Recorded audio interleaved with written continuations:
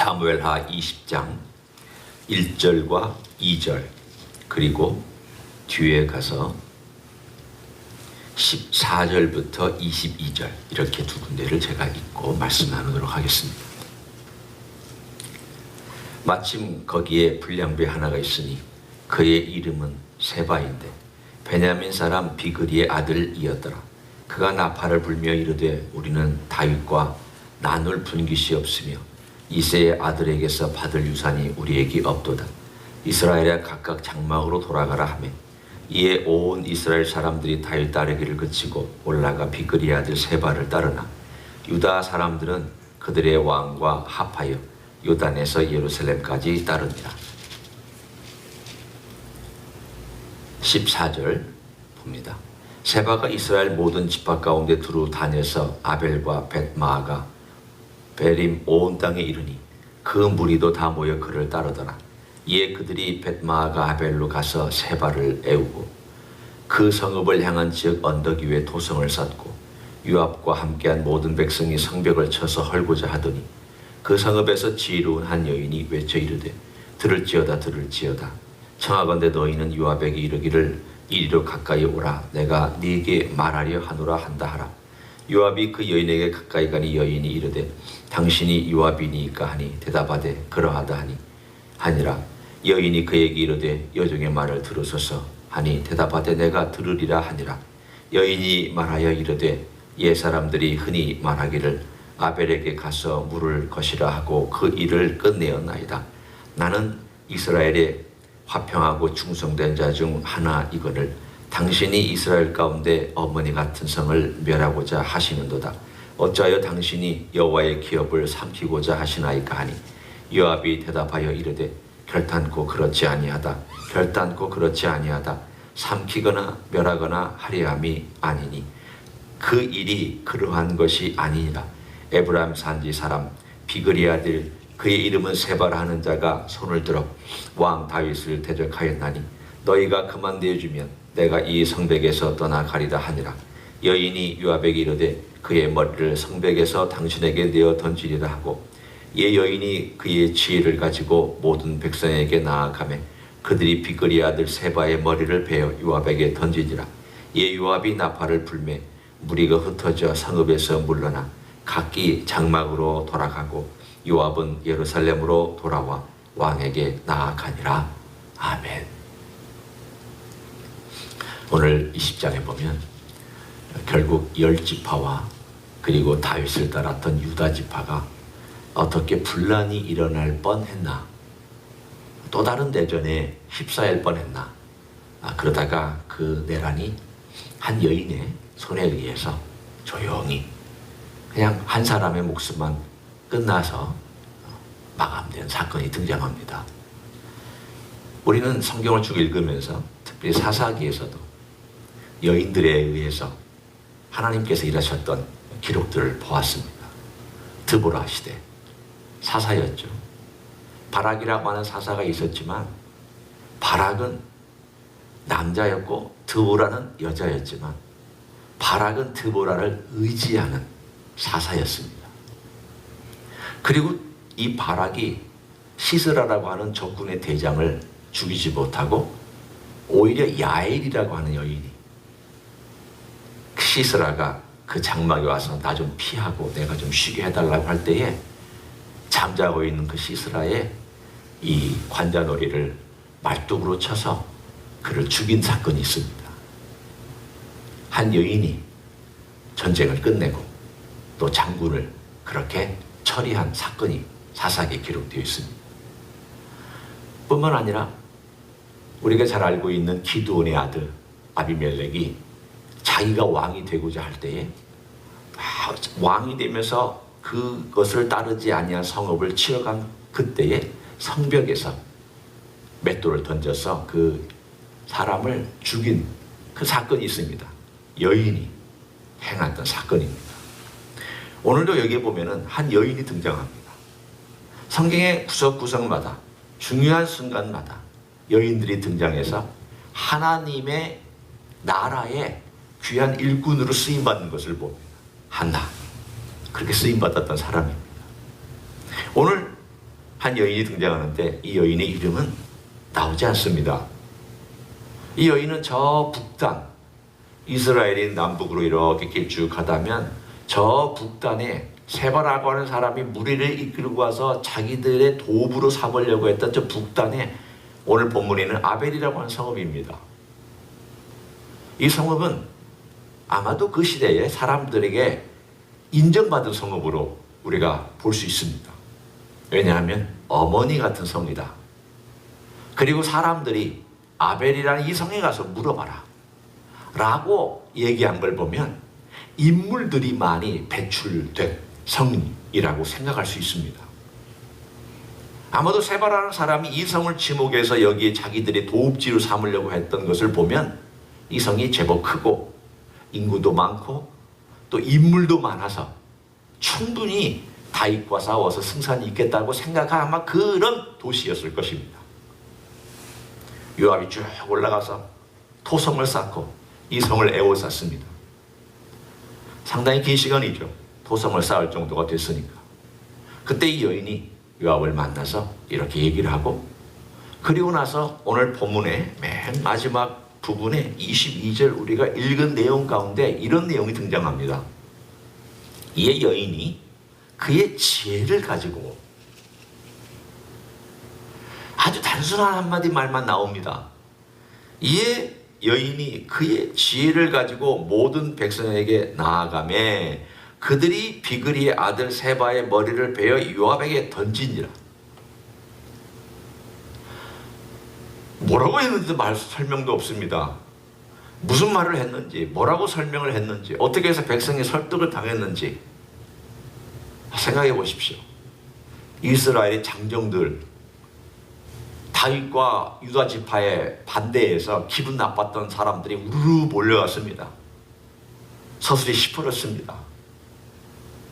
그런데도 한 여인이 용감하게 이 모든 상황을 설명하고 무엇이 옳은지 무엇이 그런지를 얘기했던 오늘 한 지혜의 이야기가 본문에 등장을 합니다. 오늘 이 성경은 많은 것을 얘기하지 않습니다. 세바가 주인공도 아니고, 또 여기 나와 있는 요압이 아마사를 죽인 것도 또 중요한 핵심 이야기도 아닙니다. 요압은 결국은 똑같은 행동들을 계속합니다. 요압 보십시오. 우리가 중간에 읽지 아니한 그 부분에 나오는 이야기를 보면 결국은 자기의 대적이 되고 자기의 걸림돌이 될 만한 사람 칼로 다 처리합니다.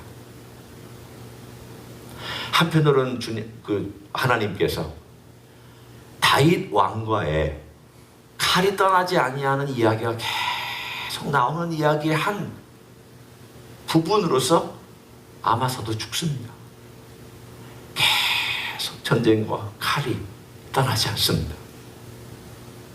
그런데 오늘 그 와중에 이 전쟁과 그리고 개인적인 자기들의 어떤 원하는 것들과 욕망과 이런 것들이 분주하게 복합적으로 움직이는 가운데 오늘 한 여인의 지혜가 등장합니다. 뭘 말씀하시려는 걸까요? 봐라. 인간이 자기들의 욕망에 의해서 쟁취하고, 세바라는 사람도 자기의 욕망에 의해서 기회를 타서 쟁취하고 전쟁을 일으키고 자기들의 삶을 자기들이 원하는 대로 살아가는 바로 그때에 한 여인이 지혜를 가지고 이 문제를 해결하는 이야기를 들어봐라. 이 여인의 지혜가 어떤 지혜였겠느냐? 사람들이 마음의 감동을 받으려면 이 지혜는 진짜 지혜여야 됩니다. 사람들이 마음속에 맞다, 옳다, 정말 그것이 도리에 합당하다라는 그러한 지혜가 되려면 그 말은 중심에서부터 우러나오는 말이어야 됩니다. 우리는 이 사무엘상 혹은 사무엘하를 쭉 보면서 지혜로움과 지혜롭지 아니하는 이야기들을 쭉 봅니다. 다른 한 주제이라고 할 수가 있습니다. 지혜롭지 않은 사람과 지혜로운 사람에 대해서 한번 같이 잠깐 얘기를 나눠봅니다. 정말 똑똑한 사람들이 있었습니다. 머리가 아주 비상한 사람들이 있었습니다. 압살롬, 머리비상했습니다. 아히도벨 아주 뛰어난 사람이었습니다. 둘째가라면 서러워 할 정도로 IQ 좋았던 사람들입니다. 명석한 사람들입니다. 뭐가 문제였습니까? 똑똑하고 남들이 볼 때는 지혜롭다고 얘기해. 모든 면에서 경력이 풍부한 아히도벨 같은 거는 풍성한 사람이었습니다. 그러나 이 사람들의 가장 큰 문제는 하나님께서 그 중심에 없었다는 데 있습니다. 우리가 또한 본 요압, 그의 지혜로운 사람입니다. 다윗에게 충고할 때 다윗이 요압의 얘기를 들을 정도로 어떨 때는 상황 판단이 빠른 사람입니다. 그의 문제는 무엇입니까? 결정적인 순간에 하나님을 빼내버립니다. 그러면 다윗의 지혜는 어떤 것인가에 대해서 우리가 한번 살펴봅니다. 다윗은 어떤 사람이었느냐? 다윗은 그 지혜 부분이 오늘 이 여인이 보여준 그 지혜 부분하고 어느 정도 상통하는 부분들을 우리들에게 말씀해 주는데, 어떤 어려운 상황이 되었을 때에 무엇을 선택하느냐, 어려운 위기 상황 가운데서 그가 선택하는 길이 무엇이냐, 이것이 다윗을 다윗답게 만든 한 길이었습니다. 다윗이 무엇을 선택하는지 우리는 쭉 보았습니다. 자기가 어리석은 짓을 하고 있을 때, 무언가 상황 판단이 미비할 때 누군가 와서 얘기하면 그걸 들으려고 합니다. 자기가 잘못한 것을 어느 정도를 알고 있지만 고백하고 싶지 않은 그때 나단이 와서 그를 지적할 때 그는 그냥 울면서 터뜨립니다. 하나님 아버지 앞에서 자기의 모든 것들을 다 쏟아놓고 용서를 구합니다. 죄를 씻어달라고 하나님께 나아갑니다. 자기 아들 압살롬이 죽어서 압살롬만 하고 막 울 때에 요압이 와서 당신 그러면 안 됩니다. 생각해 보십시오. 왕입니다. 아무리 장군이라도 왕 앞에서 말 함부로 할 수 없는데도 그 말을 할 때에 그걸 듣습니다. 그리고 다시 깨끗하게 하고 백성들 앞에 나아갑니다. 그러나 어떤 상황에서 어떤 말을 들을지를 선택할 줄 알았습니다. 아비새의 이야기를 우리가 압니다. 젊었을 때 아비새가 이렇게 얘기를 합니다. 사울아, 당장 죽입시다. 제가 가서 단칼로 죽이겠습니다. 그러자 다윗이 그러지 마라. 하나님의 기름 부음 받은 자에게 손대지 마라. 손대지 않았습니다. 또한 이 황공하는 과정 가운데서 시바가 나타나서 용서해달라고 얘기할 때에 아비새가 또 얘기합니다. 제가 가서 저렇게 무례한 저 사람 내가 처단해 없애버리겠습니다. 그때 그렇게 하지 마라. 지금은 하나님이 나를 회복한 때이니 피를 흘리지 마라. 오늘 우리는 다윗의 얘기를 보면서 다윗이 어떻게 그의 마음속에서 위기의 상황 가운데서 어떤 때는 주변에 있는 사람의 말을 듣기도 하고 어떤 때는 주변에 있는 사람들의 말을 듣지 않기도 한 것인가를 우리는 볼 수 있습니다. 다윗의 생애를 쭉 보면 그럼 어떤 것을 근거로 다윗은 그렇게 판단하고 다윗은 그렇게 받아들일 건 받아들이고 받아들이지 않을 것들은 받아들일 수 있었을까? 라는 질문을 할 수 있습니다. 그 질문이 무엇일까요? 간단합니다. 그의 마음속에 무엇이 들어있느냐가 바로 그의 선택입니다. 시편 1편에 이렇게 말씀합니다. 복 있는 자는 악인의 꾀를 쫓지 않는다. 여기서 쫓는다라는 것은 적극적으로 선택해서 따라간다는 뜻입니다. 복 있는 사람, 이것을 잠언의 표현으로 따지면 지혜로운 사람입니다. 전도서의 의미로 따지면 하나님을 의식하는 사람입니다. 시편은 복 있는 사람이 주제고 잠언은 지혜로운 사람이 주제고 전도서는 하나님을 의식하고 사는 사람이 주제입니다. 헛된 인생 가운데서 모든 것이 헛되고 헛된데 그 헛된 가운데서 하나님을 어떻게 의식하고 살아가느냐, 그 주제입니다. 똑같습니다. 시편의 주제나 잠언의 주제나 전도서의 주제나 다 똑같은, 표현이 다를 뿐이지 다 똑같은 그 주제가 무엇일까? 복 있는 사람은, 지혜로운 사람은, 하나님을 의식하는 사람은 악인의 꾀를 쫓지 않는다는 겁니다. 그런데 악인의 꾀를 쫓지 않는데 어떻게 해서 쫓지 않습니까? 악인들 득실득실합니다. 온갖 인간의 소리들 득실득실합니다. 우리 주변에 수많은 의견들과 수많은 정보들이 깔려 있습니다. 그런데 어떤 건 내가 선택하고 어떤 건 선택하지 않아야 될까? 무엇에 달려 있습니까? 나의 선택에 달려 있습니다.